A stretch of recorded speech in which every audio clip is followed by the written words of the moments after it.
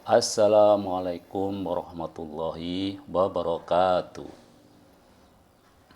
Alhamdulillah wa syukurillah, kita panjatkan puji dan syukur kita kehadirat Allah Subhanahu wa taala yang masih memperkenankan pertemuan ini ya di dalam podcast Lukman Effendi.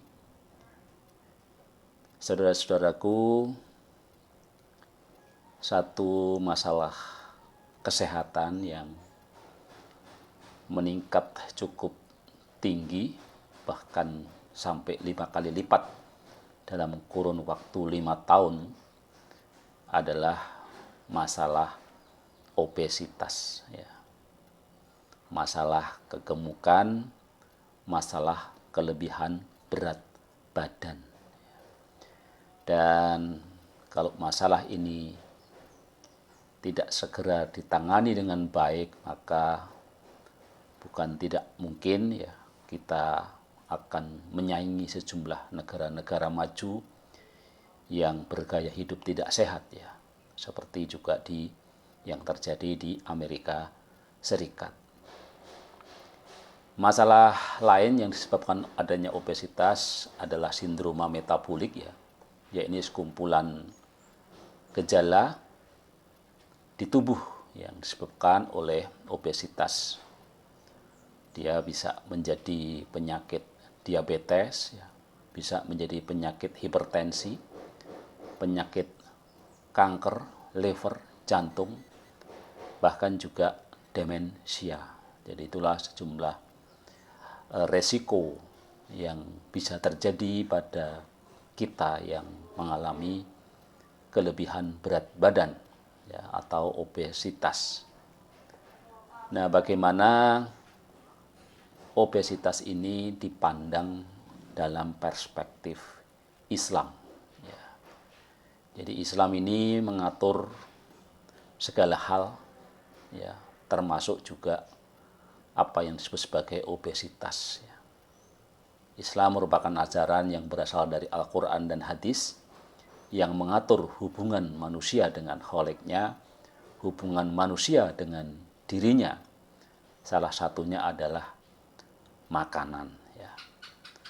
Manusia memang perlu makan agar tubuh dapat melakukan segala proses fisiologis ya, karena makanan ini berfungsi untuk menjamin kelangsungan hidup, seperti sumber tenaga, sumber pembangun, sumber pelindung, atau juga pengatur segala proses yang ada dalam tubuh kita. Makanan yang mereka makan merupakan sumber energi ya, yang hanya dapat mendatangkan manfaat saja ya. Jadi kadang-kadang kita punya anggapan bahwa makanan ini sumber energi yang hanya mendatangkan manfaat. Padahal jika kita perhatikan, makanan dapat pula menjadi sumber bahaya ya, apalagi makanan yang dikonsumsi tidak sesuai dengan syariat agama, syariat Islam gitu ya. Nah, pada hakikatnya Islam ini tidak melihat fisik dan bentuk tubuh seseorang, apakah Anda orang yang tampan atau cantik ya. Demikian juga apakah tubuh Anda ini semampai, tinggi semampai, atau gendut pendek ya. Karena yang Allah lihat tentu adalah ketakwaannya. Lalu bagaimana dengan orang gemuk, dengan orang obes ya? Adakah pandangan khusus ya, menurut syariat Islam tentunya?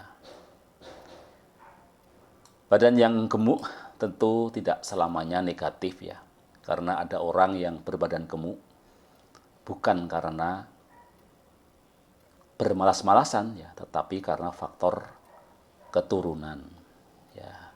Walaupun ini seringkali dijadikan alasan ya dari banyak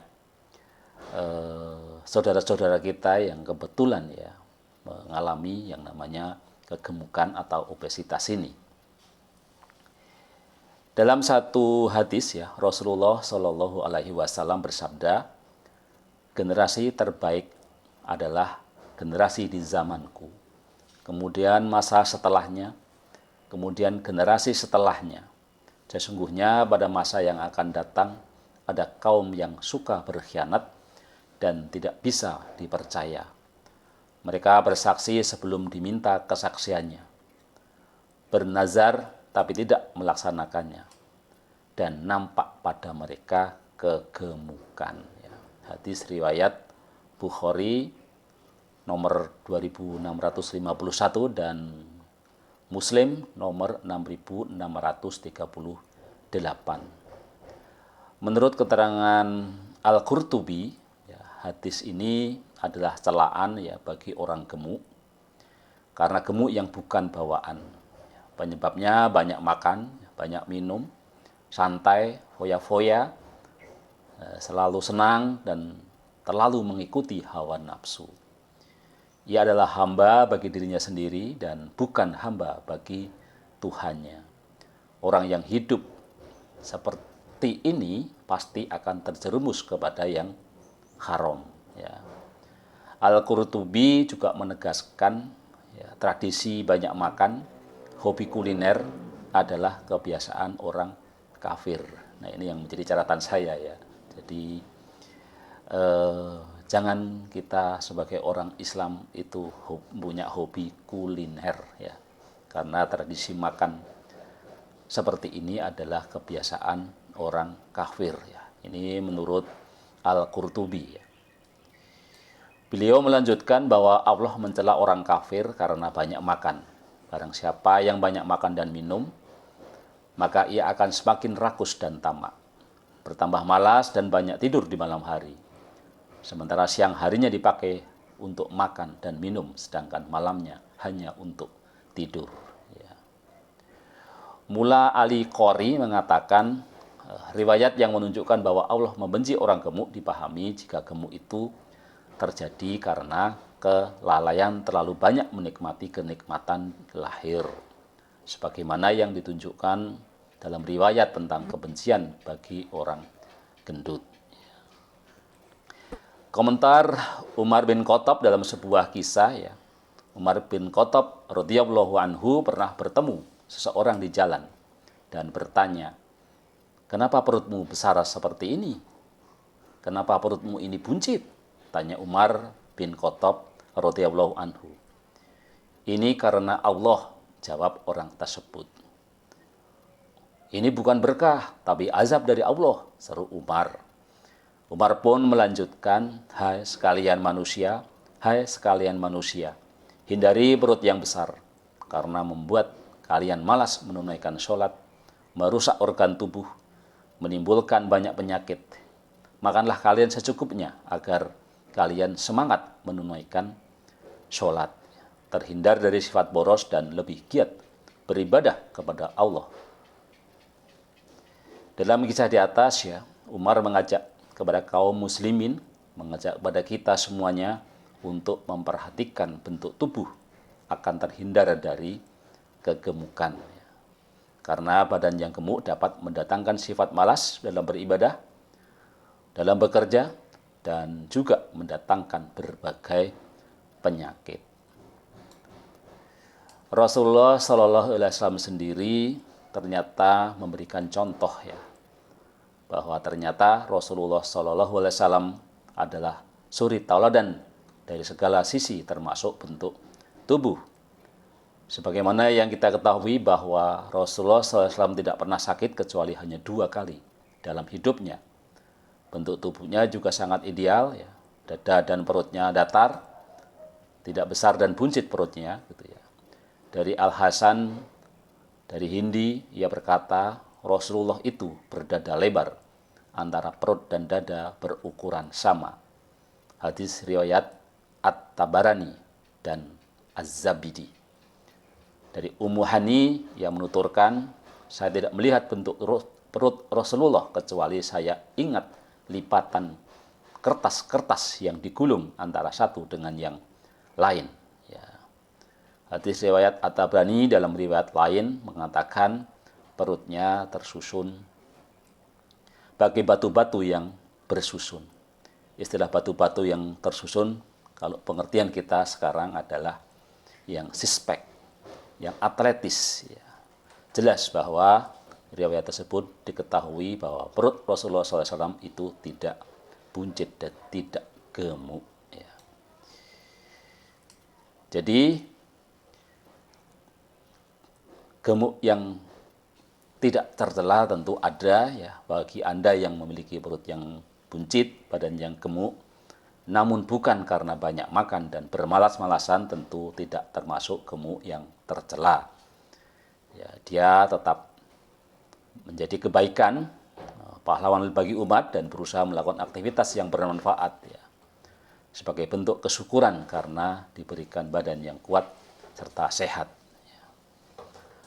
Di akhir podcast ini saya kutipkan Aisyah menceritakan bahwa Nabi Muhammad SAW melakukan witir 9 rakaat. Setelah beliau mulai gemuk dan berdaging, beliau sholat 7 rakaat, kemudian sholat 2 rakaat sambil duduk. Hadis riwayat Ahmad dan juga riwayat Bukhari. Jadi dari seluruh yang kita sampaikan tadi bahwa kita memang diminta gitu ya untuk terus menjaga badan kita supaya tidak mengalami obesitas, dan ini tentu sangat sesuai dengan prinsip-prinsip hidup sehat ya.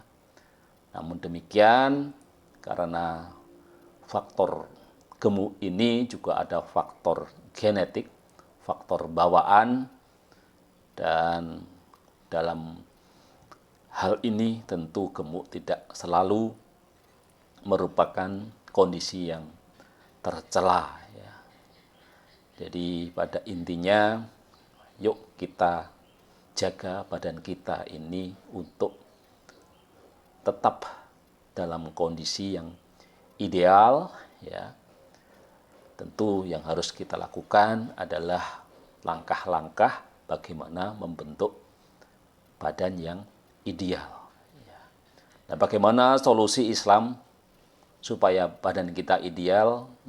Nah, nanti kita lanjutkan di podcast selanjutnya, yaitu solusi Islam untuk obesitas.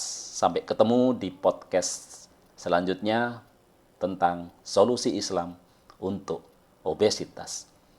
Tetap sehat, tetap semangat, sehat fisik, mental, sosial, dan spiritual. Wassalamualaikum warahmatullahi wabarakatuh.